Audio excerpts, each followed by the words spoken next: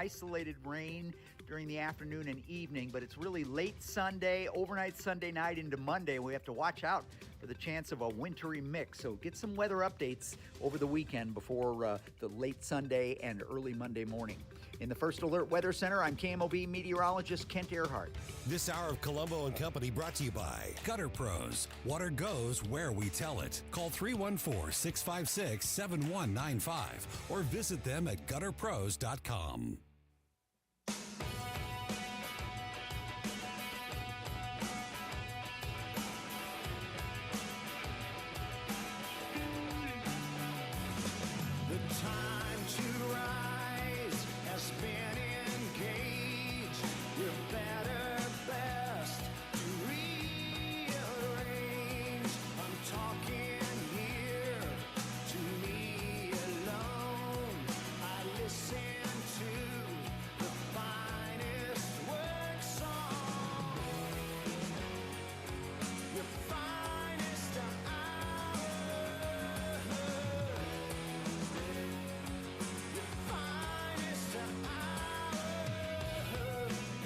Hello and welcome to Friday afternoon, an amazing Friday afternoon. I hope you get a chance to get outside and enjoy some of this weather. I don't know how long it's going to last, but it is gorgeous out there this afternoon. I'm Tony Colombo. This is Colombo and Company. Speaking of that weather and whether or not it's going to last, whether the weather is going to last, we're going to, you like that? I liked it. We're going to find out this afternoon when we talk to Channel 4 Chief Meteorologist Steve Templeton and get the weekend forecast. That is about 2:45 this afternoon. Also, so much to talk about as we recap what has been a very busy week with the State of the Union and everything else going on, and get you caught up on the latest news of the day, including more arrests being made in Minnesota regarding the church invasion that happened up there. We've got more fallout from the State of the Union as Democrats have been confronted about not standing for American citizens, and some of their reactions are pretty interesting. We're going to bring you some of that sound here in just a little bit. The latest on what is happening between the United States and Iran. We also have Bill Clinton testifying today to the House Oversight Committee regarding Jeffrey Epstein. We don't have a whole lot of details, but we have a little bit of information of what happened in that discussion this afternoon, and a little bit more information about yesterday's hearing with Hillary Clinton. If you remember, the House Oversight Committee, and what I talked about yesterday was, I think, a ridiculous negotiation, a ridiculous thing that they gave to the Clintons. The congressmen and women went to the Clintons' home to do this hearing instead of having the Clintons come to Capitol Hill like every other American would have had to do. So I thought that was already ridiculous. And then because of this negotiation, it was all done behind closed doors, but we're supposed to get the full transcripts and even the videos released to the public, but initially done behind closed doors. Again, all part of the negotiations with the Clintons, who, were trying to avoid meeting with the House Oversight Committee from the very, very beginning. I don't think the Republicans should have even caved that much, but it looks like we are going to get some pretty interesting information from the Clintons, and as part of this hearing and this investigation. So we'll get into all that as we go through the afternoon. In the 3 o'clock hour, we will have some Friday fun time, and we will talk to the former mayor of Ferguson, Mayor James Knowles, city manager of Troy, Missouri now. He will be with us in the 3 o'clock hour. As I mentioned, at the end of this hour, about 2:45, we will get the weekend forecast from Channel 4 Chief Meteorologist Steve Templeton. And right now, in studio with us, as he is every Friday afternoon, to help us clean up the week and make sure we're up to speed on everything heading into the weekend, the co-host and executive producer of the Vic Porcelli Show, Ken Williams. Great to see you, buddy. Hey, good afternoon, my brother. Yeah, how are you? Yeah, I'm doing great. Another wild week. Yeah.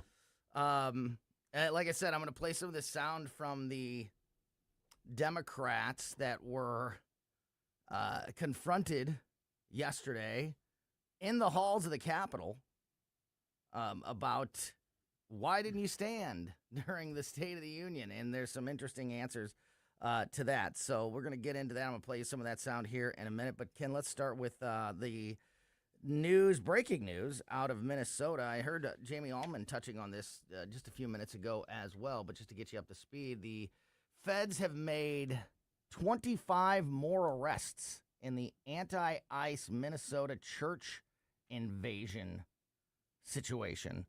Attorney General Pam Bondi announced that 25 more arrests had been made in connection with the storming of city's church by anti-U.S. immigration and customs enforcement agitators last month, saying in her announcement, quote, "Today, the Justice Department unsealed an indictment charging 30 more people who took part in the attack on city's church in Minnesota.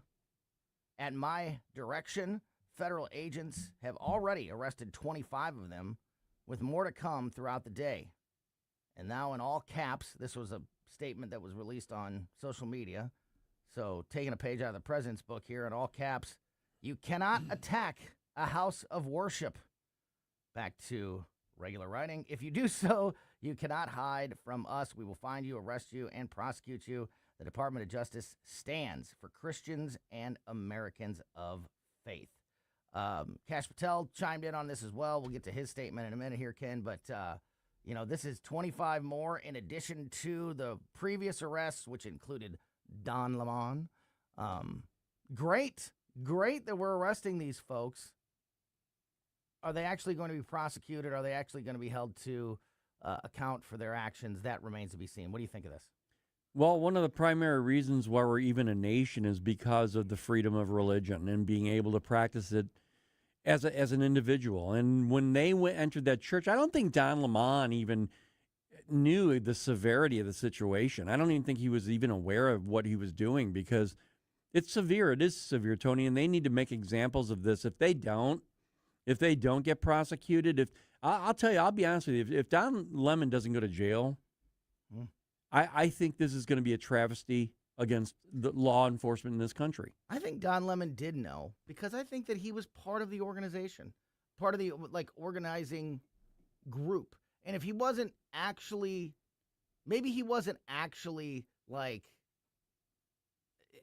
offering advice or suggestions on exactly how and when to storm into this church, I think he was in the loop of those conversations. I don't know. I'm not even saying that. I'm saying I agree with that 100%. I think he was one of the ringleaders. Yeah. My point is, or at least standing next to the ringleaders as they did their thing, and he was aware of everything as it was unfolding. He knew exactly when and what was going to happen and all of that. I get all that. Part of it, yeah. My whole point of this is I don't think he really understands the severity of what he did. Mm-hmm. I mean, I think he was behind all of it. Yeah. To be honest with you. But he thinks it's okay. But he thinks it's it's no big deal. I don't. Yeah. I'm a heathen. I don't go to church. I'm a journalist. I'm a journalist. So why can't I just go in there? And I don't think he understood the severity, what the implications were there. That is such a good point. And you know what it reminds me of? The people that have gotten, unfortunately, killed or hurt in Minnesota because of that exact thing. They don't realize how serious their actions are and how dangerous the positions they're putting themselves in, because they're either full of their own ego and self-worth, narcissism like Don Lemon, or they've heard enough from their leaders like the governor of Minnesota, the mayor of Minneapolis, the attorney general Keith Ellison, Democrats and media telling them on television that this is the righteous thing to do and that ICE agents aren't real cops and they aren't good guys and they shouldn't be listened to. I think that was a great point, and it just the connection just lit up as you were talking there. I think that's exactly what we've seen with many other people involved in these protests in Minnesota. They have been brainwashed for one reason or another into believing that they're somehow acting righteously and that the only consequences of their actions will be them being celebrated as some kind of hero. And what's actually happening is that people have died, people are going to jail, people are ruining their own lives because they're falling for the lies of the left.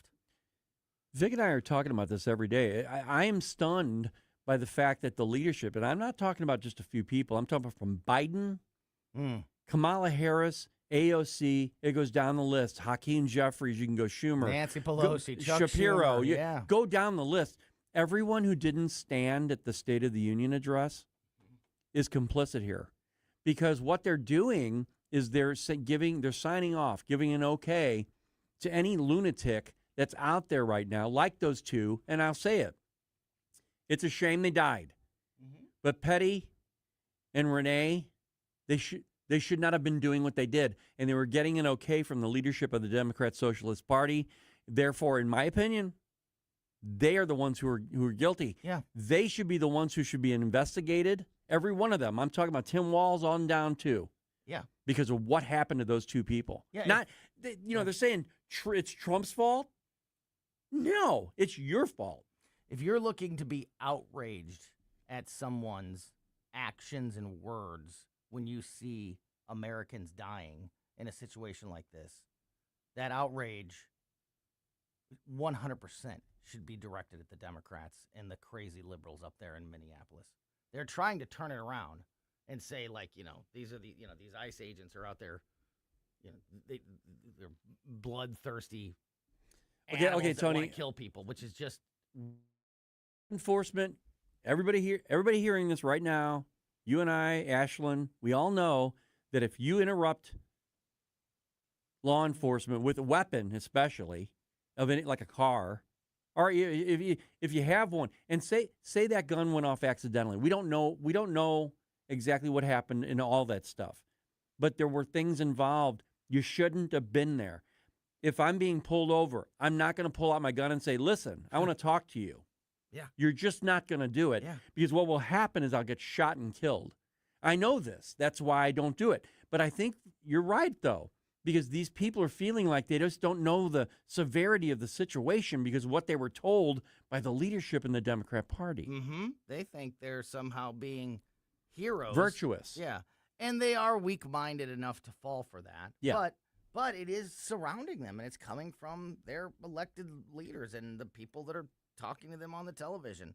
The media. I think, I truly believe that. And this has been going, the seeds for this were planted long ago.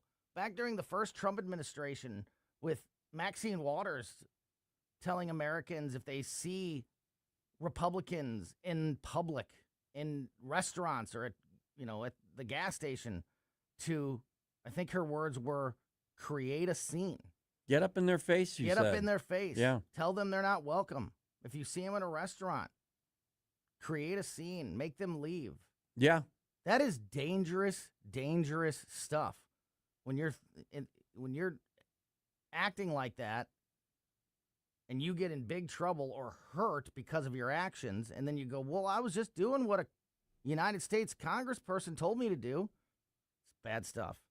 A little bit more on this arrest, this mass arrest of 24 more agitators regarding the Minnesota church invasion. FBI Director Kash Patel said that the arrests showed that the Bureau would not tolerate people carrying out attacks against those worshiping peacefully, saying today, quote, today's FACE Act arrests with our federal partners show this FBI will never tolerate those who target, attack, or intimidate Americans peacefully exercising their right to worship freely. Adding, quote, to date, 39 individuals have been indicted over their role in the January 18th targeting of city's church, with multiple arrests already occurring last month, including Don Lemon. Thanks to our FBI Minneapolis team for their tremendous work, as well as great HSI partners and Attorney General Bondi's DOJ for their relentless pursuit of justice. In the indictment, which was unsealed today, it is alleged that the agitators took part in, quote, coordinated takeover-style attack and engaged in acts of oppression, intimidation, threats, interference, and physical obstruction. So those will be, some of the official charges for this. And while I like what Kash Patel said there, I don't agree when he says that today's arrests show that this FBI will not tolerate those who target and intimidate Americans.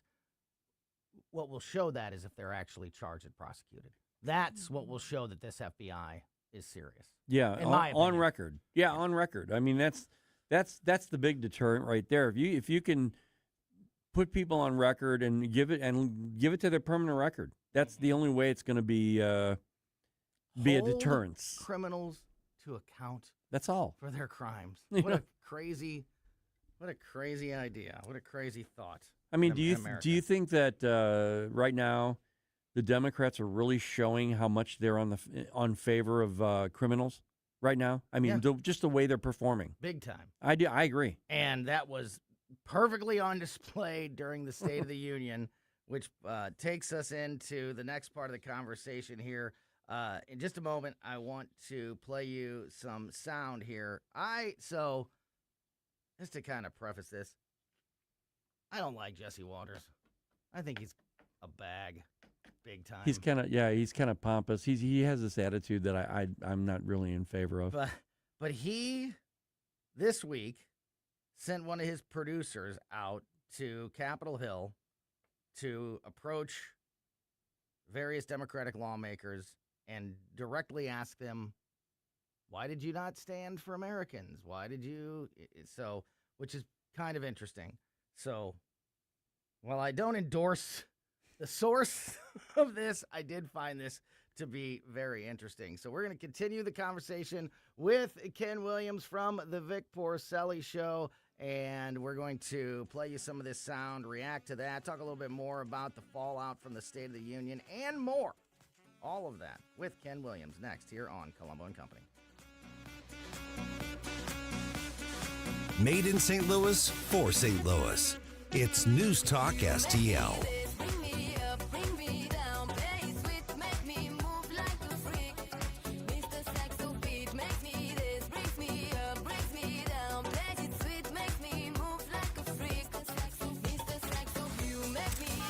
If you have a phone, you have a radio. Yes, I listen on my phone. Download the all-new News Talk STL app. Love the all-new News Talk STL app. It is awesome. And listen anytime. Love the News Talk STL app. Anywhere. Yesterday afternoon at about 3:25, we had local professional fisherman Mike Marfell in studio with us. He is one of my co-hosts on the Bluff City Outdoors Show, which you can hear every Saturday morning at 11 a.m. here on News Talk STL. And, of course, Bluff City Outdoors in Alton, Illinois, open 7 days a week, is your go-to place for all your outdoor needs in the St. Louis area. All your fishing needs, all of your bow hunting needs, all your trapping needs, your Garmin electronics needs, and more there at Bluff City Outdoors. You can even shoot every day in the archery range there, which is an absolute blast. Whether you are a bow hunter or even if you have zero experience shooting a bow, which I had virtually zero experience. I had done it maybe once or twice, years ago. Until they opened up this shooting range, the archery range there at Bluff City Outdoors. Now I've done it multiple times with my kids and my wife, and it's just an absolute blast. So whether you're a serious bow hunter and you just, want to get some reps in, tune things up a little bit, or you just want to have some fun and learn how to shoot the bow, get out there to Bluff City Outdoors. It is an absolute blast. And, of course, as we wrap up February and head into March on a beautiful day like this especially, it feels like we're turning that corner and we're getting into the spring season. It is about to be a full go with fishing across the area as well, and nobody can prepare you for your next fishing trip better than the team at Bluff City Outdoors. And again, don't forget to tune in every Saturday morning, 11 a.m. here on News Talk STL for the Bluff City Outdoor Show. Check out Bluff City Outdoors about a mile east of Fast Eddie's there in Alden, open 7 days a week, and also follow them on Facebook and at bluffcityoutdoors.com. Concerned about the condition of your windows driving up your energy bills? I was too. It's only called STL Windows and Doors. Call today for your free in-home estimate and start saving tomorrow. 314-277-5952 or stlwindowsanddoors.com. Hey guys, don't miss Straight Lines with Elizabeth Kaiser every Sunday evening at 8 p.m. where we talk about so many areas, including AI, law, and health. We have some fantastic guests on my show just about every Sunday. Don't forget, Sunday evenings at 8 p.m., Straight Lines with Elizabeth Kaiser. Stand and Fight with Nick Schroer. Hey, it's Nick Schroer. To preserve this nation, to preserve the experiment in liberty that our founders envisioned, we must take a stand and fight. Stand and Fight with Nick Schroer. Sunday nights at 6. Only on News Talk STL. I think we should be able to have a civil conversation. The news and talk that matters to St. Louis. This conversation has completely made me crazy. This is complete insanity. News Talk STL.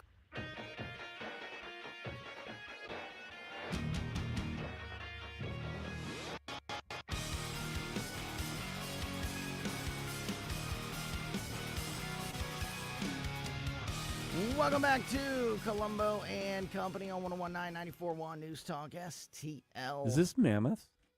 Who is this? Skillet. Okay, they're okay. Good There you stuff. Ashlyn. I know, right? Going. Yeah. Yeah. Never know what you're going to get. I know. Music-wise, here on Colombo and Company. Welcome back. I am Tony Colombo, producer Ashlyn in studio with me, and so is the executive producer and co-host of the Vic Porcelli Show. Ken Williams is here. I'm going to get to some of the sound here in a second of these Democrats being confronted about not standing for American citizens during the State of the Union, but we haven't had a chance, you and I, to talk about the State of the Union yet. I've been talking about it all week. I know you guys have as well. I think the president did a great job of setting traps for the Democrats during the speech. The traps were very obvious and avoidable, but the Democrats walked right into each and every one. I thought he made them look foolish on multiple occasions. None bigger than the moment when he said, stand if you believe the United States government's primary responsibility is to American citizens and not illegal immigrants, and not a single Democrat stood. Yeah, Tony. I really think that the Democrats made a mistake by teaching President Trump how they work.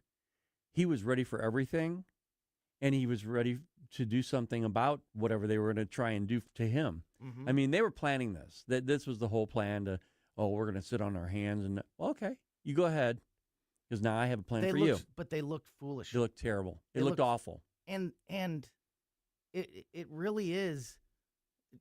Dr. Tobler and I were talking yesterday. Randy Tobler was on the show with me yesterday.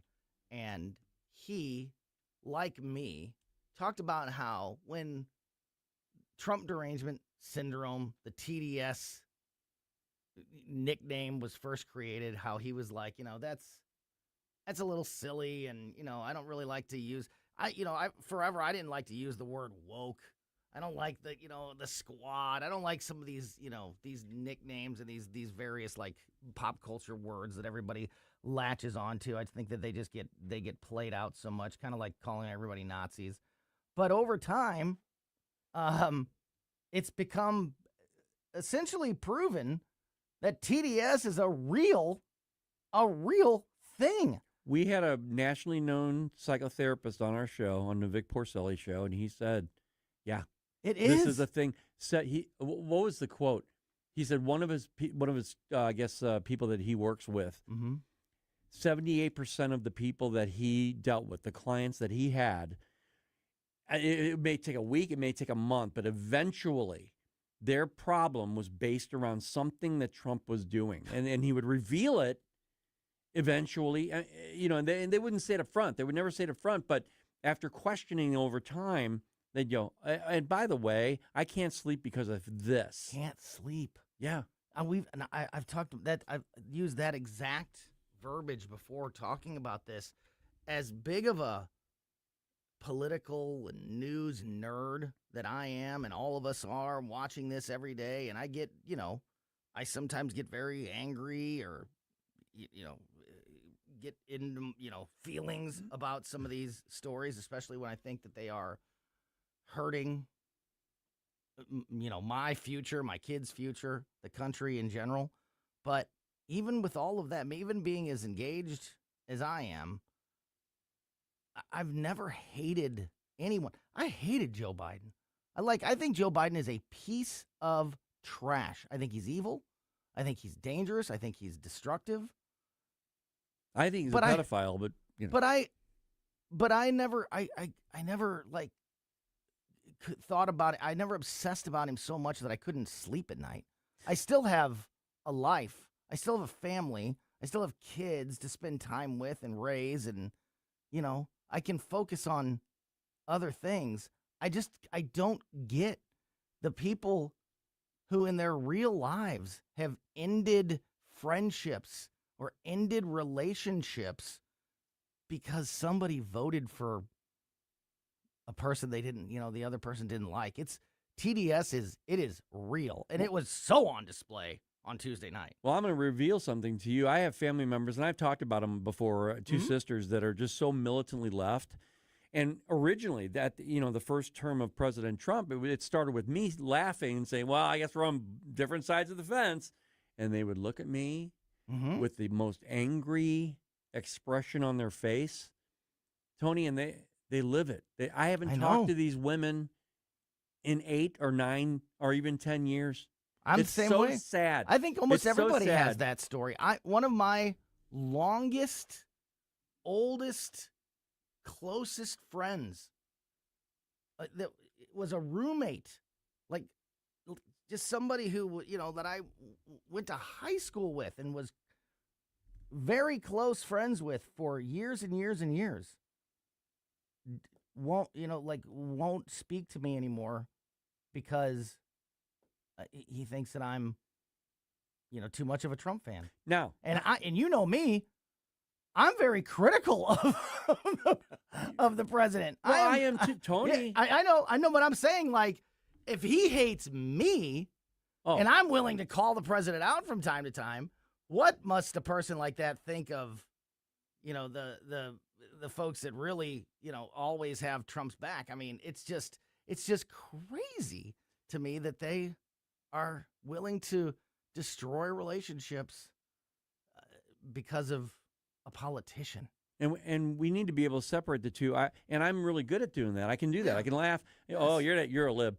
And if they were sensible, they would say, "Oh, shut up, you conservative." Whatever. Mm-hmm. You knuckle dragger, whatever they want to call me. I don't care. Yeah. It really doesn't bother me. I still have my opinion. And I can have a debate with you. Yeah, well, yeah. And it can get heated. Yep. But then I can set that aside every day and say, now, all right, let's go to the Cardinal game together. And Tony, I have family have a great members. Day. I have other family members who are on the left that I love dearly, and we don't talk about politics. Yeah. We just don't. Yeah. Good. Because nobody's going to win in that. Right. No one. Right. So, I think that's probably the recommendation that I would have, actually. Yes.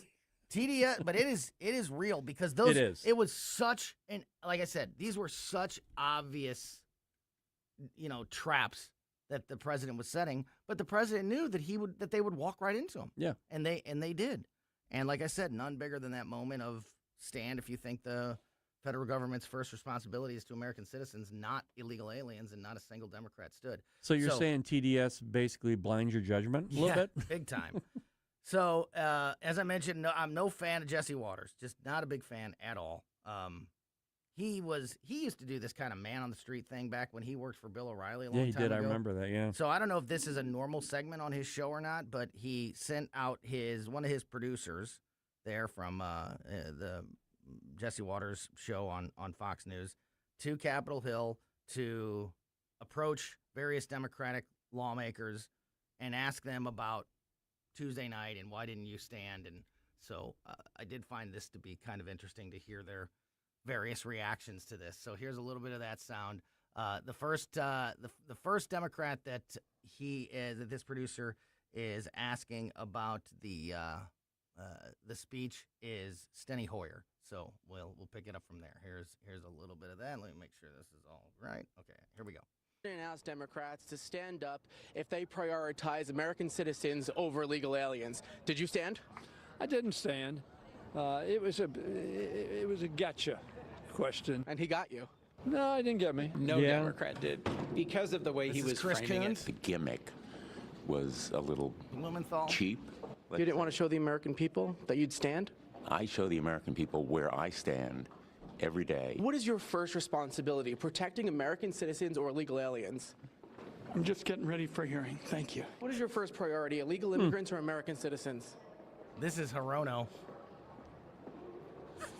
You don't want to tell the American people that you prioritize them first? She won't even look at him. Wow. Illegal aliens or American citizens? Kelly. We're not there to perform for this guy. It was a speech filled of a bunch of grievances. Big moment last night. So there you go. That was Mark Kelly there at the end. But they all basically said the same thing. Like, oh, it was a demonstration. It was performative, and we weren't going to fall for it. Well, guess what? You did fall for it. And the producer there was right when he said they tried. When Steny Hoyer said it was a gotcha moment, and it was a gotcha moment, and then the producer said, and he gotcha. Yeah. That's exactly right. Yeah, Steny Hoyer, but then you got Richard Blumenthal. Blumenthal was one of them, yeah. Yeah, he's Stolen Valor Man. Yeah. Because he is. It's Stolen Valor, which I despise, by the way. And he has the gall to even stand up and say anything against President Trump. And then Mazie Hirono wouldn't even look at him. Okay, you know what that is? She chuckled at the end. I don't know if you heard. That was the only. Perfect. She never looked at him. He asked, a couple times, like, "Oh, you don't want to clarify to the American people?" And she gave it a. Huh. Perfect, Tony. Yeah. That's the disdain that the Democrat Socialist Party has for the American people. You know what? I am so above you. I am so elitist that you don't even deserve a look. And you know what you get? A laugh. Mm-hmm. How about a snicker? That's for it. you, American people. Yeah, no, you're exactly right. It goes back. I talked about, I don't know if you guys talked this week about Zoran Mondani and him wanting to cut New York police. He wants to cut funding to the New York Police Department, funding that was already in the budget to hire more officers in New York and to provide more resources to those officers. He's cutting that, and then, of course, his stance on the snowball fight where police officers in New York were hospitalized when they were attacked with snowballs earlier this week there. They were probably laced with rocks. And he said that, anybody that thinks that this was like some kind of assault is ridiculous. You're blowing it out of, this was just kids having a snowball fight, which is just a crazy take since officers had to go to the hospital. I said it. What you just said about these guys is what I said about Mondani, and I think it's true for all of them. They hate cops. They hate Americans. They hate Christians. They hate you. Yeah. They hate me. Oh, yeah. I mean, they're hateful people. Well, that's why they had this weird, unholy relationship with Islam.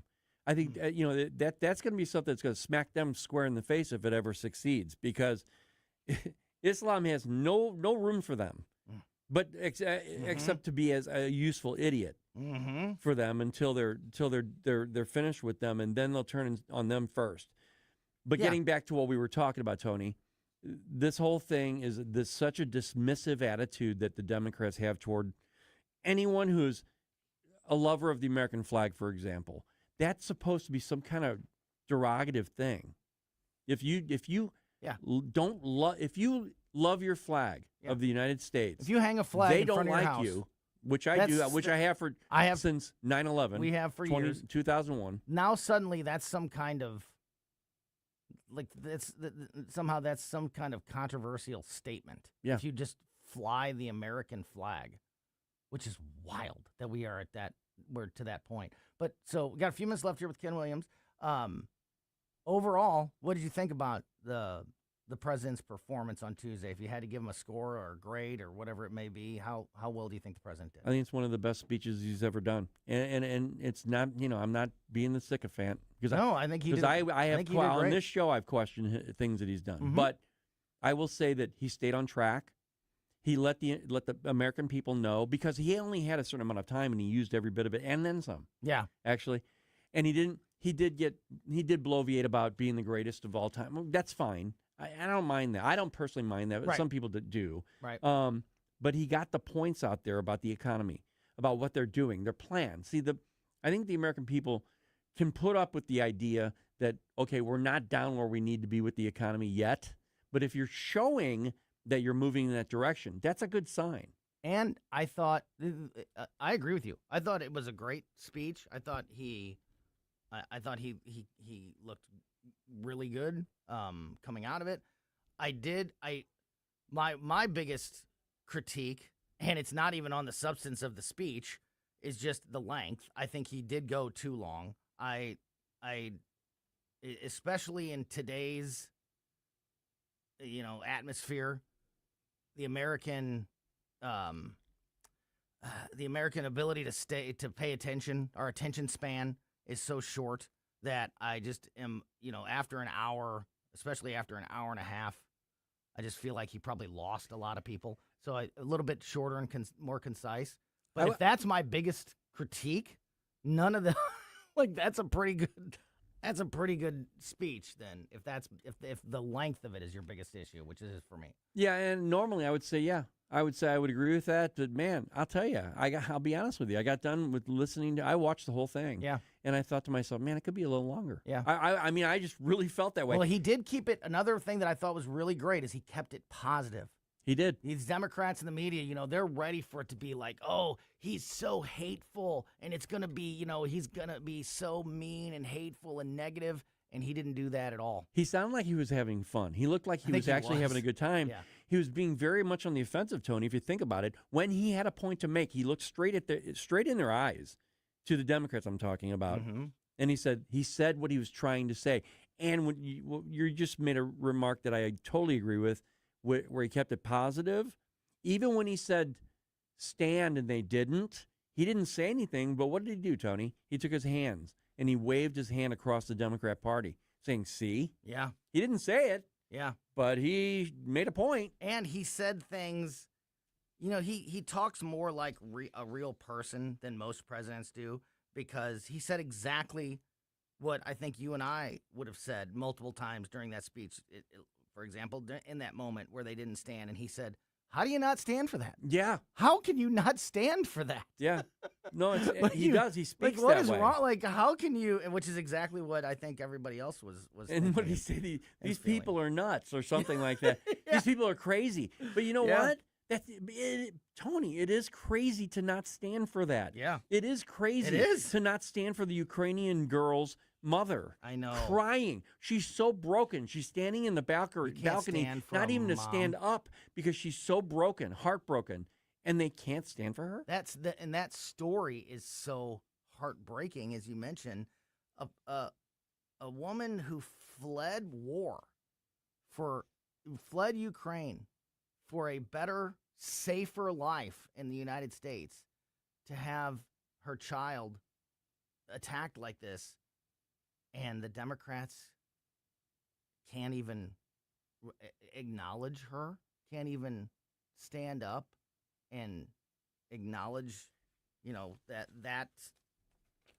that horrible experience that she's gone through. And they sat in those chairs with the American flag and the Ukrainian flag on their lapel. Oh, and they can't stand up for a Ukrainian? Yeah, exactly. And then you've got, Ilhan Omar and Rashida Tlaib, with the crazy eyes. Oh, looking nuts. With the button that had a special message on it. And then you it. only got John Fetterman at the end. John Fetterman, as usual, the only Democrat with any common sense, says, they didn't look very good. I would have never even bet on that. I know, me either. How he is turned out to be such a logical thinker. I mean, he's a Democrat, okay? Mm-hmm. But there are things that he does when he hears something that is common sense. He goes, yeah, hey, guys, stand up. It's common sense. Yeah. And none of them did.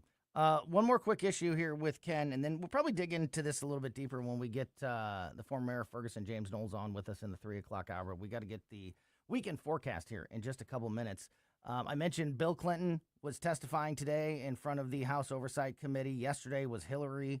The These were behind closed doors. These lawmakers had to go to the Clintons in Amazing. I think it's Chappaqua, New York is where they live, which is just I don't think the Republicans on the committee should have agreed to that.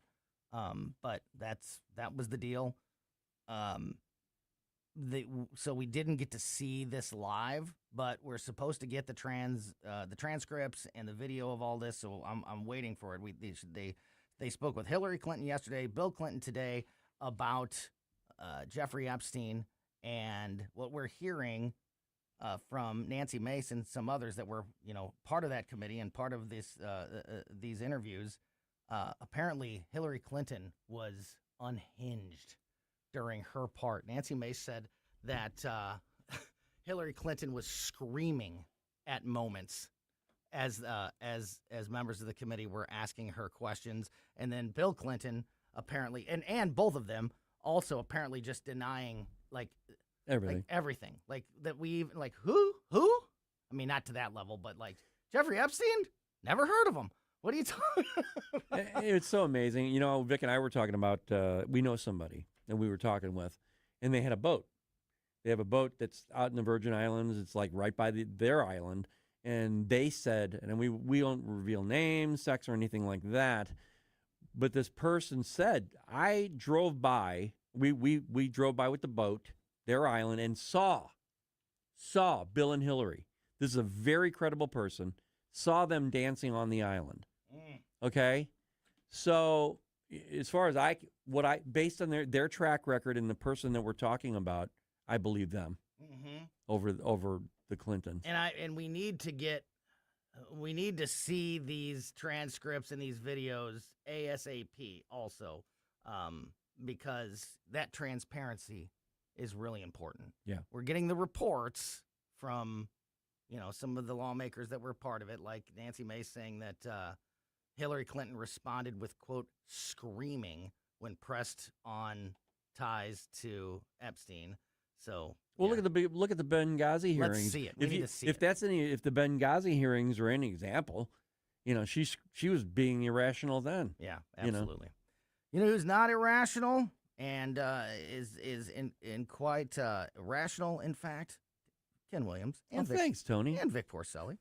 You can hear every weekday, 9 a.m. to noon, 3 big hours every day. The Vic Porcelli Show here on News Talk STL. Ken Williams, thank you for your time as always. Hey, thank you, Tony. I always appreciate being here, and thank you, Ashley. Yeah, thank you very much. Great stuff there. Ken Williams on Colombo and Company. We're going to get back into some of the news stories of the week in the 3 o'clock hour when we talk to the former mayor of Ferguson, James Knowles. But first, we're going to bring you the all-important weekend forecast. Channel 4 Chief Meteorologist Steve Templeton joins us next. Someone save me from the haze. It's just another war.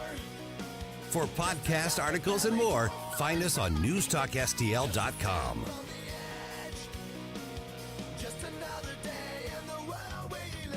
Tim Jones and Chris Arps in the afternoon. Congressman Onder had a ringside seat at State of the Union. We'll get his thoughts on the president's performance at 4:25. Tim Jones and Chris Arps. Weekdays at 4 on News Talk STL. Intervine and Intervine.com, the local family-owned business that makes the best flashlights, lanterns, and headlamps available on the market. Also, batteries in all different sizes available there at Intervine.com. And right now, you can get 25% off everything. I mentioned earlier, we're going into that, we're in that transition period going into March, and the weather's getting better. In fact, we're going to get some details about that from Steve Templeton here in just a moment. But it's a great time to be getting outside. And if you are an outdoorsman or have an outdoorsman in your life and you're looking for, a heavy-duty tech flashlight or lantern, they've got you covered at Intervine. Or you're just looking for a strong, smaller, reliable flashlight, headlamp, lantern, whatever it may be for your car or for your home. They have lots of great options for you at Intervine. And again, batteries in all different sizes. If you're like me and you have kids and a bunch of electronics, you can never have enough batteries, and you can stock up on all of these things right now for 25% off. What an awesome deal. 25% off everything at Intervine.com just by using my name, Tony, as your promo code. Tony, Tony, gets you 25% off, no limitations, everything at Intervine.com. You hear Mike McCleary. He's the owner of Intervine. He's our AI expert every Monday here on News Talk STL. Just great guy, local, family-owned business, just exactly the kind of business that I know I love to support, and you do too. So check out Intervine.com. Use my name, Tony, for 25% off everything. Intervine is INTERVINE. Use my name, Tony, for 25% off at Intervine.com. Why are you going to work? It's Sunday. It's a brand new show on News Talk STL. JC's Sunday Showgram. This week I'll tell you about the time Close and I were involved in something at the Atlanta airport back in the late 80s I still don't believe happened. What do you do with two giant co-stars from the same movie that hated one another so much they wouldn't even agree to do the publicity interviews in the same hotel? All brought to you by the Weber Automotive Group. Sunday morning, 7 to 9. Then podcast each Monday on newstalkstl.com. Rhino Shield is engineered to outlast paint, formulated to outsmart the elements. Rain or shine, sleet or snow, mold or mildew. Our home exterior coatings intelligently designed to stand up to Mother Nature. Call 877-25-RHINO or 877-25rhino.com. Connor Roofing, you can count on Connor. Connor Roofing is now a two-time winner of the National Best of the Best Award for customer satisfaction for roofing, storm damage restoration, siding, gutters, both residential and commercial. Please visit ConnorRoofing.com for an estimate. And remember, you can count on Connor. Steve Templeton's Weekend Forecast, brought to you by Connor Roofing. You can count on Connor for all your roofing needs. Visit ConnorRoofing.com. That's CONNER roofing.com.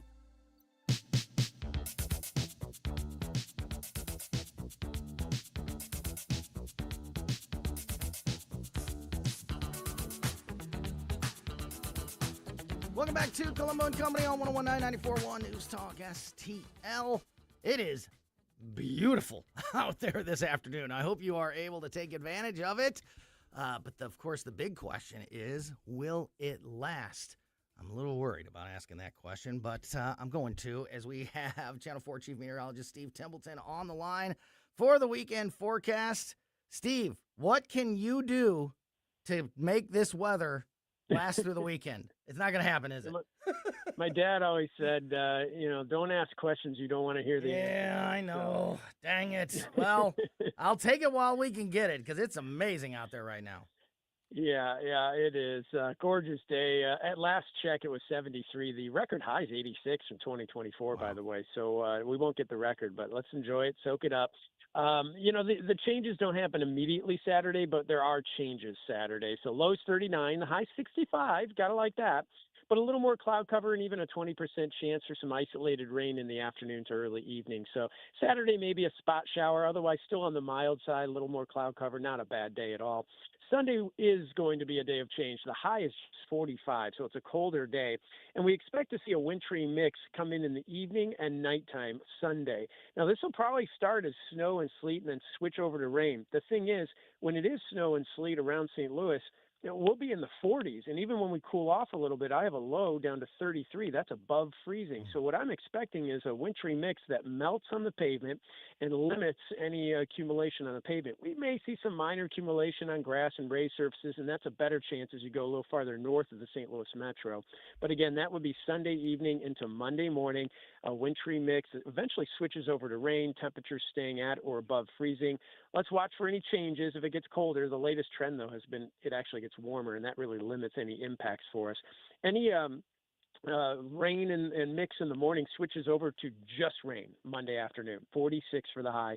So we're just briefly near freezing, and I expect us to be above Monday morning and then getting up to 46 in the afternoon. So we'll watch that Sunday evening into Monday morning, but the warm pavement should limit the impacts. And I actually have warmer temperatures next week. Unfortunately, it's not sunny like today. It comes with rounds of rain. It could be a pretty wet week next week. Well, there you go. From 73 on Friday to 33 on Sunday night. That's St. Louis for you. But it does make me feel like, we're getting closer. We're going into March. Yes. The cold snaps aren't quite as cold. They don't last quite as long. So it feels like we're turning a corner. I think we're is it next weekend? One weekend away to switching the clocks? Time, daylight saving time. Oh, that'll be a huge That's always a big Spring thing for forward. me. Yeah, being able to, I very often am leaving the station between 6 and 6:30 and driving home with some sunlight in the sky, as opposed to it being pitch black, is just such a mood boost. You know what I mean? It just feels better. It feels like you still have a little bit of the day left when that sun is out in the evening. So definitely turning that corner and enjoy it while you can this afternoon, and just keep an eye on the sky. What did you say? Tomorrow's high was going? You said Sunday 45. What's Saturday? Not bad. So 65 Saturday, 45 Sunday. The bigger change is definitely Sunday, but 65 with some clouds and a slight chance of a rain shower, that's not a bad day. I mean, you can still get a walk, a run in, you can still golf. I mean, that's not a bad day. No, not at all. And like I said, today definitely one of the signs that we're getting closer and closer to hopefully more of this nice weather as we get out of February and get into March. Steve Templeton, thank you so much, as always, for your time. Really appreciate it today and every day. You and the weather team at Channel 4 keeping us up to speed on what's happening out there with the weather. Have a great weekend yourself, my friend. Have a good one. Yeah. Great stuff there. Channel 4 Chief Meteorologist Steve Templeton. Hey, quick reminder, we just had a great conversation with Ken Williams from the Vic Porcelli Show. We're about to talk to the former mayor of Ferguson, James Knowles, the current city manager of Troy, Missouri. If you want to make sure that you never miss any of these great conversations here on Colombo & Company, subscribe to our podcast. We put the show out as a podcast right after we get off the air every day, and we put it on basically every podcast platform. So wherever you get podcasts on that platform, just make sure you subscribe to Colombo & Company, and you'll never miss anything. Also, of course, you can watch our live stream every day on Facebook and Twitter and Rumble, and you can go and check out the show afterwards on those live stream and those social media platforms as well. All right, we are going to be joined by the former mayor of Ferguson, James Knowles, next. Hey, it's Vic Porcelli here with our great friend Chris Cooper from Serenity Wealth Management. Hi, Chris. How are you, Vic? I don't want to put anybody else down, but that when you go up and visit you at Serenity Wealth, your place looks like home. So a lot of financial advisory offices, they have, the big mahogany desk or the big marble entryways and things like that. The stock market channel on the TV when you walk in the door, right? That doesn't really drive a good conversation. Good financial guidance and advice starts with a good conversation. People are nervous. People are afraid to talk about finances, right? And so you can see a little standoffish. Well, my objective is to try to have a good, casual conversation. By having those conversations about life, goals, objectives, it's what makes me understand what our financials are supposed to fund. So if somebody does want to have a good conversation, how do they do that? How do they find you? Our website is the best way to do that because you can get all the information you need to understand where we are, get a little bit more information, all that. SerenityWealthNow.com. Reach out to Chris and Stacy today at SerenityWealthNow.com. Investment advice offered through Fortis Capital Advisors, LLC. 42% of Missouri fourth graders can barely read. 42%. It's the worst result in 20 years. If kids can't read by third grade, they fall behind in school, and many never catch up. But other states have provided a roadmap for success. Missouri needs one universal reading test for all third graders and one clear statewide standard for what it means to pass that test. A struggling reader who still can't read after extra help and a second chance at the test should repeat third grade with some exemptions. We also need to end the outdated 3Qing method, which encourages guessing instead of reading, and require teachers to be trained in the science of reading. In Mississippi and Indiana, test scores jumped up dramatically after these reforms, and Missouri can do the same. Missouri children deserve to become confident, capable readers, and strong early literacy reforms can make it happen. The Show Me Minute has been brought to you by the Show Me Institute and Show Me Opportunity. KLGY HD3 Clayton, K270BW Bellefonte, KNBS Bowling Green. This is News Talk STL at 1019, 94.1, and always streaming at newstalkstl.com. Breaking news at Town Hall. I'm Bob Agnew in Washington. Bill Clinton says he did nothing wrong with Jeffrey Epstein and saw no signs of Epstein's sexual abuse. Clinton says by the time the abuse came to light with Epstein's 2008 guilty plea, he had long stopped associating with him. Friday's closed-door deposition in Chappaqua, New York, marks the first time a former president has been compelled to testify to Congress. The Democratic former president tells the committee he likely won't recall the specifics of events offense from more than 20 years ago. His testimony comes a day after his wife's. The Clintons have not been accused of any wrongdoing. I'm Julie Walker. Democrat lawmakers say that Bill Clinton tried to answer every question during a deposition over his relationship with Epstein. The Democrats said during a break after 2 hours of questioning that Clinton had not invoked his Fifth Amendment right against self-incrimination and also denied any wrongdoing. A tangle has broken out between a member of the gold medal winning USA hockey team and the White House media team. More on that from correspondent Gethin Coolbaugh. U.S. hockey player Brady Tkachuk says a White House TikTok video falsely paints him as insulting Canadians. Tkachuk calls the clip clearly fake. He says the audio and lip movement do not match. The video uses fabricated audio that includes a bleep slur about Canadians. Tkachuk says he would never use that language. He also denies shouting, quote, close the northern border, end quote, during Team USA's phone call with President Donald Trump after Sunday's Olympic gold medal win over Canada. The team has returned from Italy and NHL play has resumed. I'm Gethin Coolbaugh. Senator John Cornyn has joined President Trump for his flight to Texas, the first trip after the president's State of the Union address. The Republican president plans to talk today about his energy and economic policies. The red-hot Senate Republican primary race will also be front and center. More on these stories at townhall.com. Hey there, it's Chris, and as you know, Israel is a hot discussion point right now. I just talked about it on a panel at the National Religious Broadcasters Convention. There's so many opinions and emotions surrounding the subject, and the Bible tells us, of course, I will bless those who bless you. That's not just a comforting promise, it's a clear calling from God. And today, with anti-Semitism rising around the world, the calling is more urgent than ever. At a time when Jewish communities are experiencing more hostility, more threats, more violence than ever, Christians have a real opportunity, a powerful opportunity, to respond with God's love, to say, you're not alone.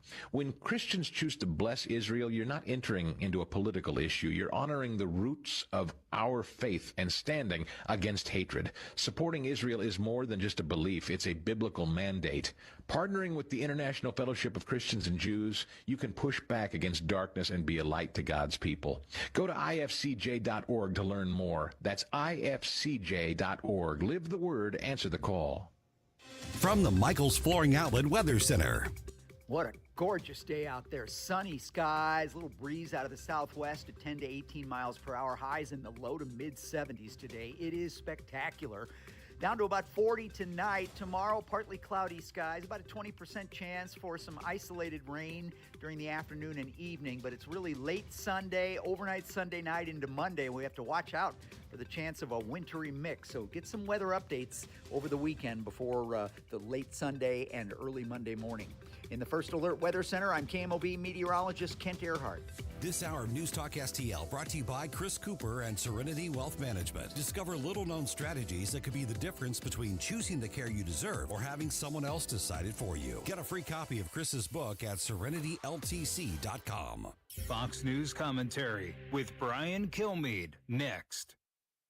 I'm alpine skier Michaela Schifrin. I've won the most World Cup ski races in history. But what does success mean to me? Success means discipline. It's teamwork. It's the drive and passion inside of us, and it's why Stifel is one of the fastest growing global wealth management firms in the country. If you're looking for success, surround yourself with the people who will get you there. If you're an advisor or investor, choose Stifel, where success meets success. Stifel Nicholas & Company Incorporated. Member SIPC and NYSE. Past performance is no indication of future results. Investing involves risk. Consult a financial advisor before making any investment decisions. Here's Brian Kilmeade. Tariffs are not popular with the American people. 64% look at tariffs negatively. 57% say it's negative on the economy. So that's what the president is up against. He's up against something in the big picture is going to bring manufacturing home and let us make things again, which we all should have learned when the pandemic, when we realized we made no medicines, we made no masks, we made no clothing. And they said, well, this can't happen. How did we let this happen? We don't mine rare earth. We don't refine rare earth. How did this happen? This president came in to handle it, all of it at once. And this is the way he chose to do it. It was to bring manufacturing here. And to do that, he no longer made it cost prohibitive to make it happen. If you build it here, no tariffs. That's why Japan and all these other countries are starting to invest in our country so they can build stuff here and avoid all the tariffs. And in theory, after they train us, then they become our jobs. For more commentary like this, go to foxnewspodcast.com. All the information I need on the drive to work. Mike Ferguson in the morning. I keep it on throughout the day, whether it's local, national, or something big that's happening overseas. News, analysis, and opinion. St. Louis is #1 for conservative talk. News Talk STL.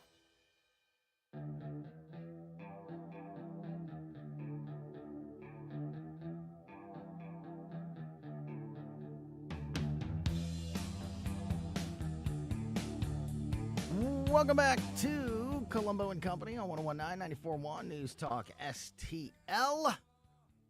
Couple more segments to go here this afternoon before we start our weekend. Hand things off to the Tim Jones and Chris Arps show. As we do every Friday, we're going to have some Friday fun time at the end of the show this afternoon. You know, we like to get away from the heavy news of the week and hopefully send you in the weekend with a smile on your face. So that's coming up in about 20 minutes or so, 20, 25 minutes from now. And here with us to help us with the Friday fun time and wrap up the week as far as news and business is concerned is the former mayor of Ferguson, Mayor James Knowles, current city manager of Troy, Missouri. Double dipping this week. We started the week with James on Monday. We're ending the week with him on a Friday. Mayor, thank you as always for your time. It's always great to be with you, Tony. Dude, I literally, so James is helping me out today. It's kind of a last minute, a little behind the scenes here. Last minute request to see if he could join us today. And when I went to ask you if you could be on the show today, I literally forgot that you were on Monday because that it feels like that was a month ago the last time we talked. It was earlier. It was this week. Week for me too. So. it was this week. I was like, oh man. I was like, and it made me hesitate. I was like, I already asked him to be on once this week. Should I bother him again? I was like, I couldn't believe it. I was like, I'm checking looking at my text thread, checking the date. Like, was that this week? It just felt like it felt so long ago. So yeah, there's been a lot going on in this busy week. I got to ask you because just we haven't had a chance to talk about it yet. I've talked about the State of the Union to death, so we won't spend too much time on it. But I did want to get your thoughts on the speech and if you thought that the president scored any political points, and he looked better than he did going into it. Was it a overall positive, negative? What did you think about the State of the Union? I think he's quite the showman. I think having the guests that he had, I think really it was interesting because it kind of gives a different feeling to what the speech was, and you never know when he's like on message and he's ad-libbing. I mean, you can kind of guess, but I think his speechwriters, it was supposed to be a celebration of patriotism in America and what the Olympics and the heroics of the chopper pilot who was involved in the Maduro raid. There's lots of great things that were celebrated there. But then there was just, those moments where he seemed like he was talking at a Trump rally, just kind of making fun of, the Democrats out there. And the Democrats out there were an easy target, so it's kind of hard not to, I guess. So, but I think there was the substance of it. I think there's a lot of great stuff that was brought up, that was mentioned. I think, to celebrate American greatness and exceptionalism. I think to celebrate, what he was able to accomplish. A lot of talk from former presidents. Not a lot of people got the cojones to go out there and send in special forces to snatch a leader of another country in the middle of the night and get out of there. I would say unscathed. Obviously, that gentleman got, pilot got hurt pretty good, but without any loss of life. I mean, that's amazing. Amazing. Look at what it took George H.W. Bush to do to get Manuel Noriega in Panama. He invaded the entire country and took it over to arrest this guy. We just slipped in the middle of the night and snatched this dude and his wife out of bed. Like, that's amazing. That's crazy. And to think where we were in 1988 to today. Yeah, and Maduro lived on a military base. Like, they lived on a base. Yeah, it wasn't like they lived, out in the suburbs and like, oh, I snuck in and grabbed them. Like, no, they lived in a fortified compound. That's crazy. So as we wrap up February, and we're now 2 months down, 2 months into 2026, getting closer and closer every month that goes by to the midterm elections later on this year. After the speech and after 2 months of 2026, how do you feel about the momentum and, for these Republicans and this president as far as the midterm elections are concerned? Are they on the right track so far this year, or do they got more work to do? Well, I think, you and I have talked about this, and I know you agree. We talk about the idea that a lot of these elections are still local, and what does the local dynamic do to affect the individual House and Senate races, and then obviously how that cumulatively affects control of Congress. I don't know how to feel about where we're at. I mean, regardless of what the sound of his speech, the tenor of his speech, and how that's being received. Versus, I was reading just about John Cornyn having his difficult primary down in Texas, and the guy who's going to probably beat him, who's seems to be fairly problematic.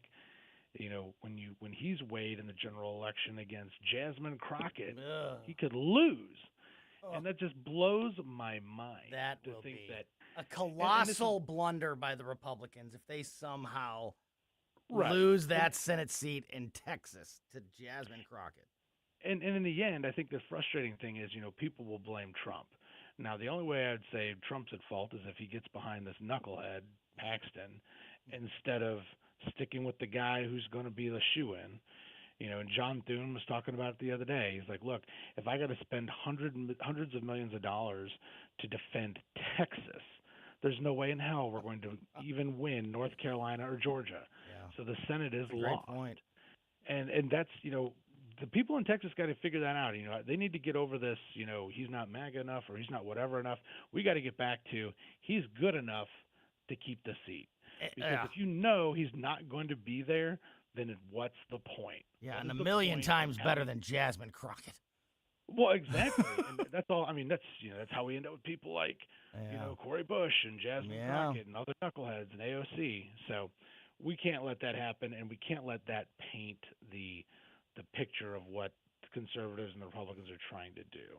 You know what else is happening right now in the American government that nobody is talking about or seems to even remember or realize is that we are still in a partial government shutdown.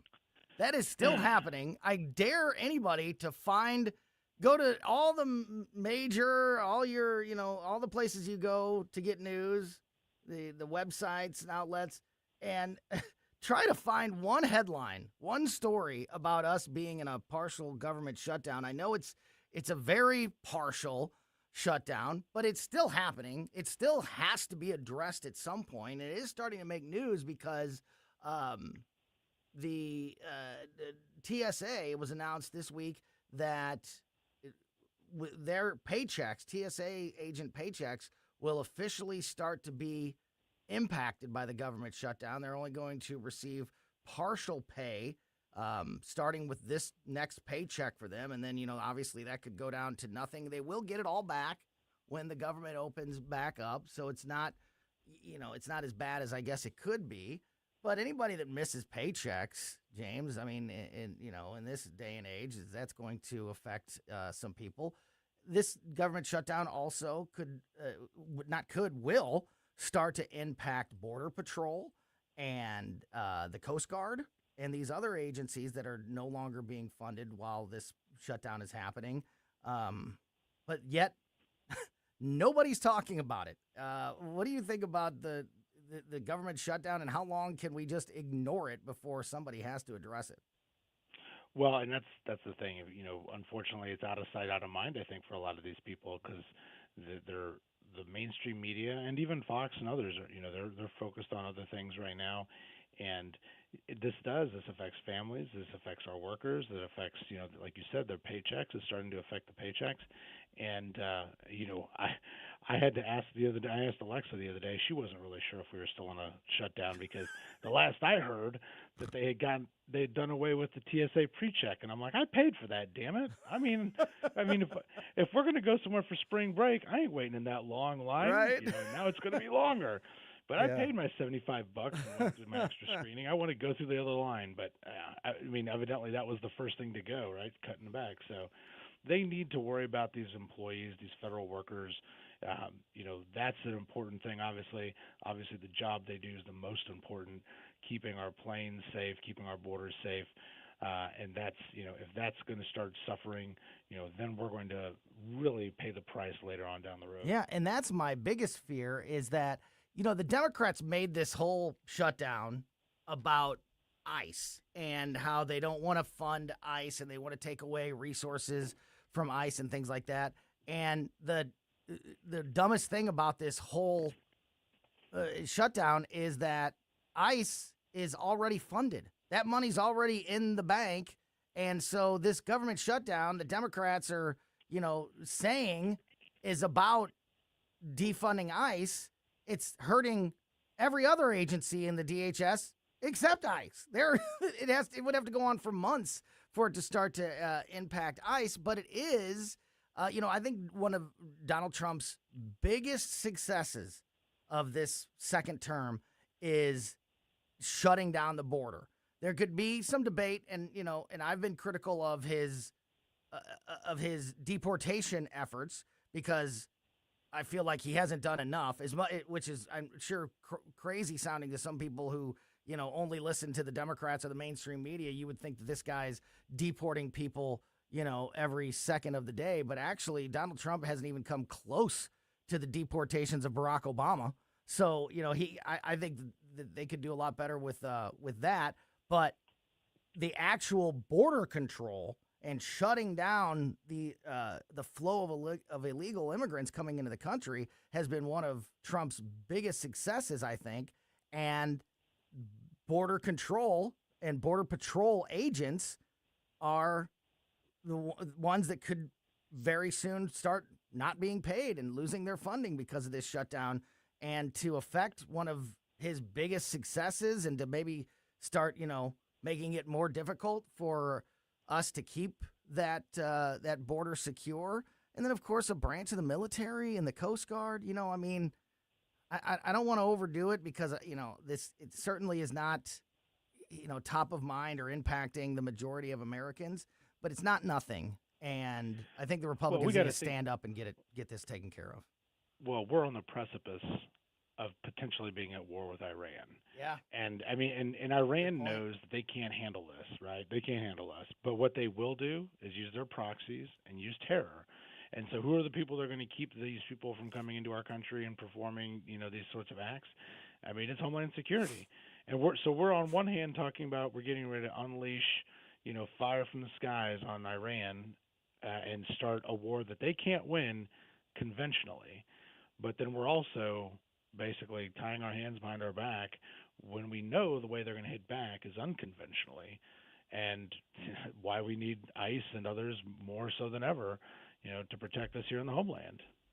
Talking to the former mayor of Ferguson, James Knowles, city manager of Troy, Missouri. Nobody knows about dealing with violent protesters better than Mayor Knowles. So we touched on this at the beginning of the show, but I want to get your thoughts on it. The feds announced today 25 more arrests in the anti-ICE Minnesota church invasion incident. Attorney General Pam Bondi made this announcement earlier today that 25 more arrests had been made in connection with the storming of the city's church by anti-U.S. immigration and customs enforcement agitators last month. In her statement, she said that the Justice Department today unsealed an indictment charging 30 more people, and of those 30 more, 25 have already been arrested. We unpacked this a little bit in the first hour when we were talking to Ken Williams, but my point was, James, that it's great that Pam Bondi and Kash Patel put out a statement today too, saying, like these acts, these protests, storming a church, this will not be. We won't stand for this in the United States, and people will be held to account. I love that they were arrested, but I'll believe that they are held to account when charges, are made and prosecutions are enacted on these folks. What do you make of how important it is to follow through on a situation like this in order to hopefully stop it from happening in the future? Absolutely. I mean, even more so than just the charges and the prosecution being seen through is a jury and is a judge going to convict them and hold them accountable. I mean, I think unfortunately that a lot of these conversations have slipped through the cracks, and if you have to really pay attention to when you hear some of the things that have been done since Trump's taken office, as far as holding people to account, that you find out later that these people, either the prosecution was botched or charges got dropped or a judge, threw it out, and you just think, okay, so, how did that help us at all? All it does in my mind is it empowers people to believe that they're invincible, that they can get away with this stuff. I mean, it's one thing to not get arrested, but, we've had a few instances in the last year in which, we've brought, the Justice Department's brought charges, or, we've had people that they've tried to prosecute and it didn't go through. I mean, I think that's just, it further emboldens people. And I think that's worse, Mayor. I think when you arrest somebody, if you don't arrest agitators, it's bad. Don't get me wrong. But when you arrest people and then you let them go, or that just makes it look. To me, that emboldens them and makes it look even worse than not arresting them in the first place. It does, because you elevate it from I slipped away and I got away with it to I was validated in what I did. Yes. So now it's no longer like, hey man, I did this. Like, luckily they didn't come after me. Like, maybe I won't do it next time because I don't want to roll the dice twice. But when you get arrested, charged, and then set free, and then you're up on CNN talking about they didn't have anything on me. What I did was right. It's a validation that then it further emboldens other people to say, well, he did it, I can do it too. And that is a huge problem. Whether it be any time I see protesters that are, and I hesitate to even use the word protesters, because a protester is somebody who is, carrying out their legal American rights to express their dissension or their problem with whatever issue. You're not a protester anymore when you start breaking the law, when you start taking possession of buildings and you start looting or, committing violence or vandalism or whatever it may be. But anytime I see, whether it be, on college campuses or it be, looting after, for whatever reason, or a situation like this in Minnesota, I always think of Ferguson, and I'm sure you do too. And I wonder if, the pain and suffering that we went through in this community, and specifically that you went through in Ferguson, did anybody learn any lessons from Ferguson that of Republicans, of this government in any way, taken away the message of how important it is to, stand strong, nip this in the bud, don't allow, protesters, don't give them that validation that their actions are justified when they're committing violence and vandalism and things like that. Do you feel like that lesson from Ferguson has been learned in any way, or just sort of forgotten to history at this point? I think in some ways it's forgotten. I think, unfortunately, there's been so many people that they keep trying to turn the tables and justify their own actions, that anymore, what happened in Ferguson, Minneapolis, other places was terrible. I think that, everybody, I would say the extremists on both sides tend to try to justify what they're doing and saying that there's there's a lot of people that to take the Democratic playbook and then try to say like, well, we're going to use the justifiable rage or anger argument. We kind of saw that, when people went in the Capitol, unfortunately, several years ago. January 6th. Yeah.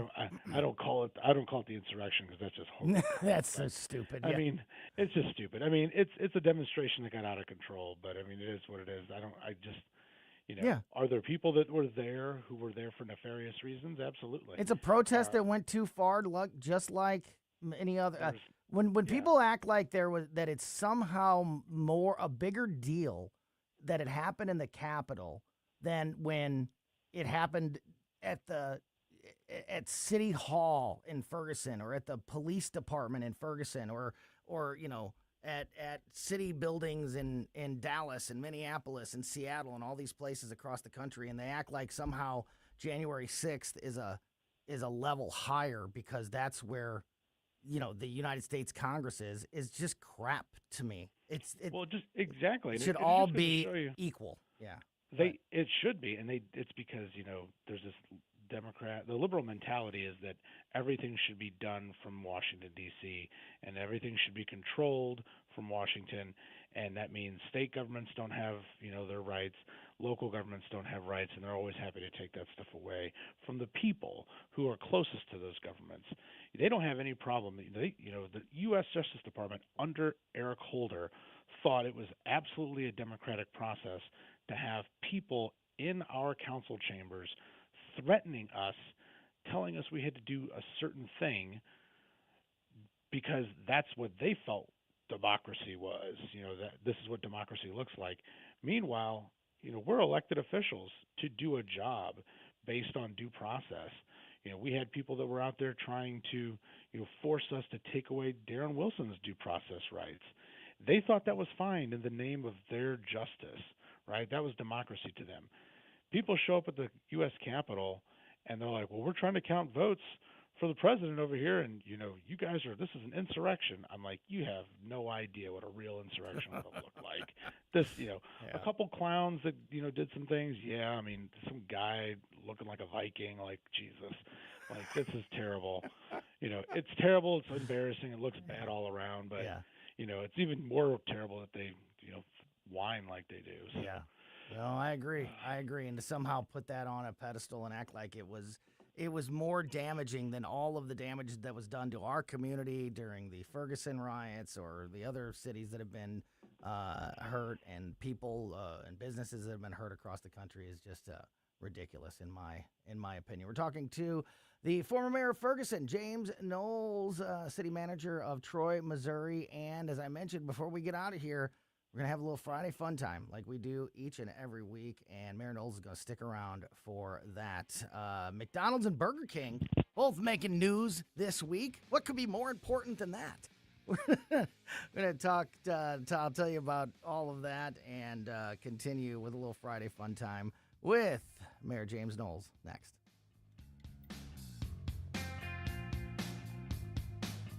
Follow Tony Colombo on Twitter at Tony Colombo Talk. This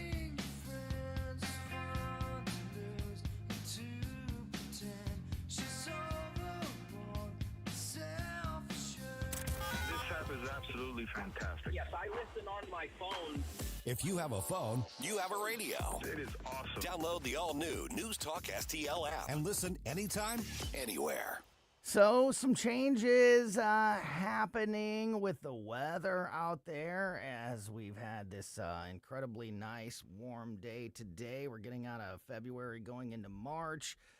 Spring right around the corner, bringing a lot of positive vibes with it. And another thing that is changing, heard Jamie Allman talking about this just a little bit ago, about the interest rates in the housing market are getting lower and could be a great time to sell your home. If this is something you've been thinking about, the Wallner home selling team at Berkshire Hathaway is the best home selling team in the St. Louis area. My mom just went through selling her old home, buying a new home with the help, of course, of Rodney and Jen Wallner, the Wallner home selling team, and also Jamie Allman, part of the Wallner home selling team, was a big help with Mom's selling of her old home and buying the new house. And it was just another reminder. You know, we went through the process with the Wallners a few years ago.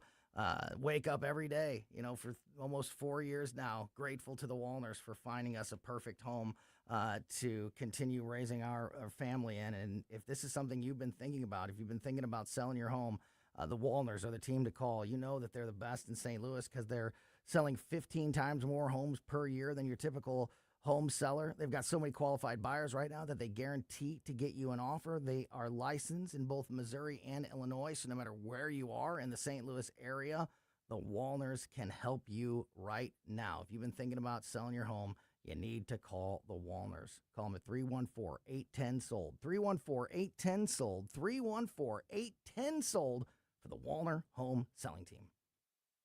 Looking for an underwater adventure or a scaly new friend? Dive into Tropical World Pets on Watson Road. For 32 years, this family-owned wonderland has been St. Louis's go-to destination for all things aquatic and reptilian. With over 7,000 square feet of aquariums, we're home to the area's largest selection of freshwater fish, including rare cichlids you won't find anywhere else. But that's not all. We've got tarantulas, snakes, and lizards galore. Tropical World Pets, 314-849-4020, or visit twpstl.com. This is Larry Connor's commentary on News Talk STL. After watching how leftists behaved during the president's State of the Union address, it's time to call them out for what they are. A pit of deadly, belly-crawling snakes. And the biggest in the pit, the snake of hypocrisy. Now, to be fair, there are Democrats who don't want to be in that pit, but they're not brave enough to crawl out. During the speech, President Trump made a simple request. If you think the first duty of the American government is to protect American citizens, not illegals, please stand. The leftists remained seated. They could not even acknowledge that our government should protect Americans over illegals. And yet their lead snake, hypocrisy, claims that Trump is making the nation unsafe, and Trump doesn't care about Americans.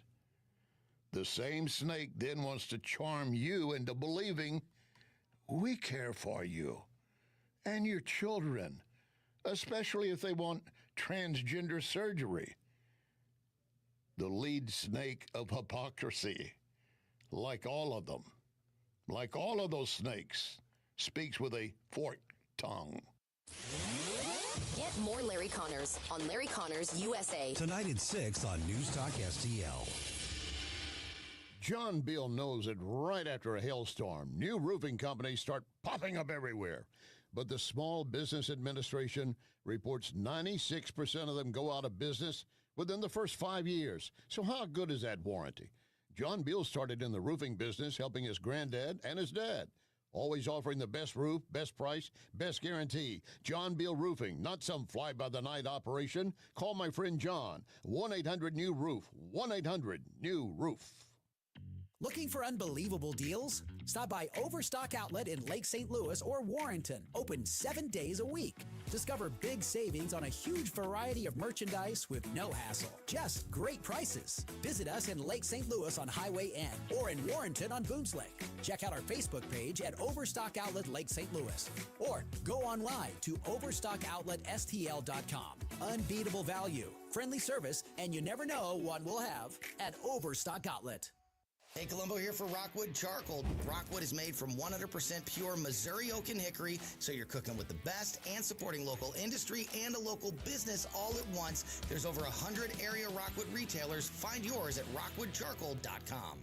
When I have business clients or guests from out of town, I often take them to Cafe Napoli. I know they're going to enjoy any of the Napoli locations. Cafe Napoli in Clayton, Napoli 2 in Town and Country, Napoli 3 in St. Charles, next to Napoli C, Napoli Kirkwood, or Napoli Brothers Pizza and Pasta in the Chesterfield Valley.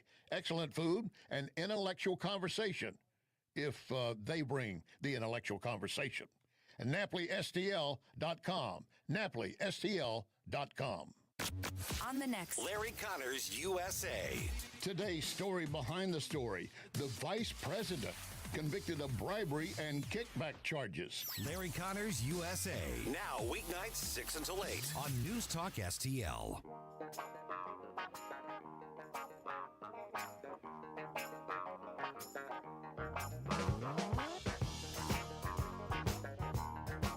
Welcome back to Colombo Company on 101.9 News Talk STL.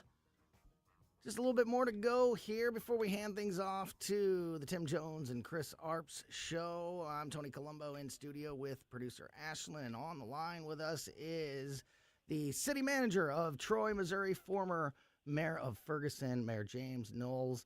And time for a little Friday fun time, James. And you know what? Just because it's Friday fun time doesn't mean that these are not important things, because what's more important than McDonald's and Burger King? Not much. And they were both in the news this week. McDonald's has unveiled its biggest burger of all time. The new Big Arch Burger will be arriving throughout the U.S. next week. They say this is their biggest and boldest burger yet, featuring 2 quarter-pound beef patties, 3 slices of white cheddar cheese, onions, lettuce, pickles, and Big Arch sauce, whatever that may be. You a big fan of McDonald's, and are you looking forward to the Big Arch Burger? You know, I only eat McDonald's for breakfast. I like me a McMuffin, or even better yet, a McGriddle. I mean, I've been infatuated with McGriddles for some time. My kids like McDonald's. I did used to love the McNuggets. I don't know if I like the new McNuggets with real chicken. I mean, give me the pink goo. Anything. Amen. They didn't used to put it on the menu, but there was a period of time there where you could get like 50 McNuggets for like $10 or something crazy. It wasn't on the menu, but you're like, do you guys still have that? They're like, oh, yeah. And I would just get 50 McNuggets and tell the kids, like, this is what we're eating. We're all eating McNuggets. Listen, say what you will about McDonald's. I am not afraid to admit that I still love McDonald's to this day. Definitely don't eat it, every day or even every week. But they know what they're doing. They are, especially when you got a bunch of kids and, you're going to try to feed the whole family. There's nobody cheaper than McDonald's. That's right. And it's still, they know what they're doing. I know it's not good for you, but it's good. And it's good tasting, I think, at least. And somebody in other restaurants could learn, even fast food places, about, the pricing. Whenever if I'm buying for the whole family, like 6 or 7 of us all at once, any other restaurant, you're talking about at least $100, but not at McDonald's. So say what you will, I'm a fan. I grew up eating those big breakfasts too, like they got the sausage, eggs, pancakes, the hotcakes. There's something about McDonald's hotcakes. They're just like a sponge. You could just pour syrup on it and it just soaks it right up. But they're fantastic. I don't know. They're great. Like I said, I really doubled down on McDonald's breakfast for sure. But, and then, of course, McNuggets. Can't beat it. But I'll try this Big Arch Burger. Sure. I'm down for that. Well, and then Burger King, I guess, I don't know if this is a countering move or just happens to be coincidentally happening at the same time. Burger King has announced that it's making changes to the Whopper. 3 changes. 1, the bread is being swapped out for a, quote, more premium, better tasting bun. 2, the packaging will shift. Rather than being wrapped in paper, the upgraded Whopper will be served in a box so they don't get smooshed. And 3, the toppings will get an update. Each Whopper will now come, quote, stacked with tall and freshly cut onions and tomatoes, crisp lettuce, and tangy pickles. I love a good Burger King cheeseburger. I actually love the flame broiled thing, but not a big fan of the Whopper so much at Burger King. I was always a Whopper guy. Yeah, no, I was a Whopper I don't like guy, the Big Mac or the Whopper. I prefer just the regular cheeseburgers at both places. I will tell you this, and ever since I work right next to a Sonic, I got to tell you, Sonic burgers are just they're really good. I love them. They've always got They've always got this $5 smash burger deal going on. It's killing me because I've been doing good to get back in shape, but this is. Like you said, when you're feeding a bunch of people, my kids love Sonic. I can't say no to it. I agree. Underrated burgers at Sonic. They don't get the credit they deserve. But both Burger King and McDonald's making some adjustments, and McDonald's about to release their biggest burger ever. We'll have to definitely check it out. Here's an interesting one. Fruit of the Loom has announced that it is making a new product. It is a it looks like a suit, like a business suit, but it's all made out of sweatpants material.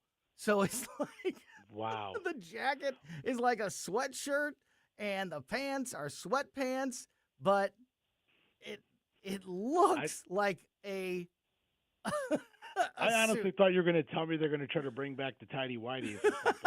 No. I'm like, what's Fruit of the Loom doing? They're bringing back tidy whities. Like, If you're dude, I'm sorry. if you're watching on the cameras, I always say there's a little bonus for the people that watch the show on Rumble or Facebook or Twitter. Sometimes YouTube, but we get kicked off all the time. Don't go to YouTube. Go to Rumble or Facebook or Twitter. I'm showing you. There's a picture of these the suits that you can see on the cameras right now. But yeah, I don't know that you're really fooling anybody.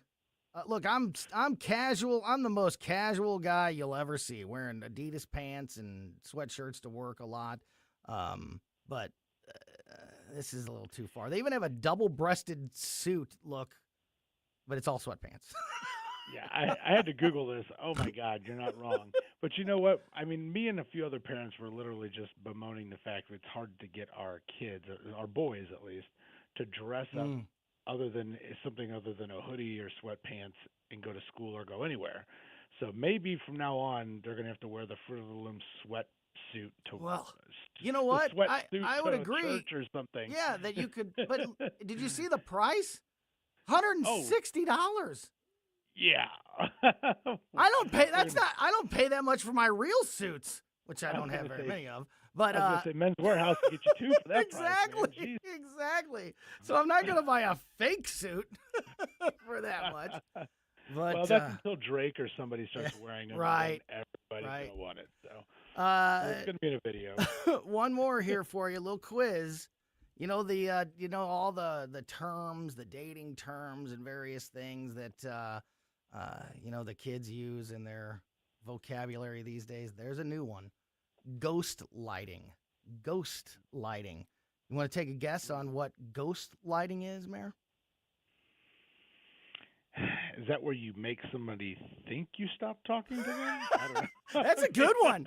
That's a good one. It's actually a mashup of ghosting and gaslighting. For example, you might claim you were just really busy with work, or maybe you ghost them, randomly slide back into their DMs later and act like it was no big deal. So it's a combination of ghosting. I do that at work all the time. And gaslighting. I mean, people call me and I don't get back to them, and then I'm like, "What do you mean I didn't get back to you?" Well, if you get accused, if somebody accuses you of ghost lighting now, you'll know exactly what they mean. Dang. But yeah, I might have got caught. I might have got found out right now.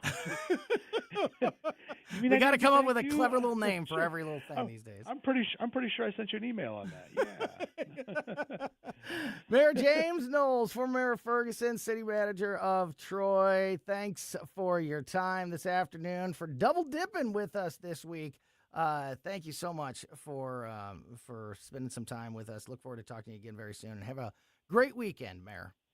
You too. Take care. Back at you. Great stuff there from James Knowles, former Mayor of Ferguson, city manager of Troy, Missouri. All right, that is going to do it for us today and this week. Ashlyn and I, Colombo Company, back on Monday at 2 p.m. In the meantime, keep it here for the O'Reilly Report next, followed by the Tim Jones and Chris Arp Show. Have a great weekend, and thank you so much for listening to us and supporting us here at 101.9 and 94.1 News Talk STL. Springtime in St. Louis, and if you hate to paint, do what your neighbor Mr. Rob Miller from Harvesttown Auto Body in St. Peters did. He called Rhino Shield. Rob, what was the thought process for going with Rhino Shield as a business owner? My family's business is over 10,000 square feet, and it did not have the curb appeal I wanted. Rob, tell everyone how the experience was with Rhino Shield from start to finish. The process that I liked was when you came out, you gave me all of these options that would fit my building. Our building was really faded. I don't want to have to paint my building again. 25 years is a long time to not have to worry about the outside maintenance of your building as far as paint. That's a no-brainer. That's why Rhino Shield worked for me. Are your neighbors jealous? I would be if I was them. Thanks, Rob. Now it's time to call 877-25-RHINO. 877-25-RHINO or 877-25rhino.com. Genius. Don't paint, don't vinyl, go Rhino Shield. Never paint your house again. Rhino Shield. Bill O'Reilly here. You are listening to the O'Reilly Update. Coming up next, the news with Mike Slater. Thank you, Bill. It is Friday, February 27th, 2026. Here's what's happening today in America. Agents fired, Clinton deposed, snowball fight assault, and a Cuban infiltration. That's all coming up, and Bill's going to be here with your message of the day. But first, at least 10 FBI employees who worked on former special counsel Jack Smith's investigation into President Trump's retention of classified documents after he left the White House in 2021, they were fired. If you remember, there were two federal investigations into the then former President Trump, one about overturning the election and another about classified documents. That's the Mar-a-Lago raid. The agents that were fired were involved in that classified documents case. Smith's investigations, the two of them, were the first federal criminal indictments against a former president in U.S. history. The classified documents charges were dismissed by a federal judge on the grounds that Smith was unlawfully appointed, and then Smith dropped the election charges after the president won the 2024 race. Hillary Clinton appeared before House lawmakers in New York testifying under oath as a part of a congressional investigation into convicted sex offender Jeffrey Epstein and Ghislaine Maxwell. 2 days of closed-door depositions from the House Oversight Committee. Yesterday was Hillary, today is Bill. This is being done in Chappaqua, New York, where they live. This will be the first time that a former president has been forced to testify before Congress. Some drama on day one. This is a closed-door testimony, but Congresswoman Lauren Boebert took a picture of Hillary and her lawyers up there, and the lawyers asked that the whole thing be stopped because no one's allowed to take pictures. Flight logs for Epstein's private jet show that the former president traveled on the Epstein plane for trips to the Virgin Islands, Portugal, Siberia, Japan, and China. Bill claims that these trips were only ever related to his charitable work. A video made the rounds the other day of people throwing snowballs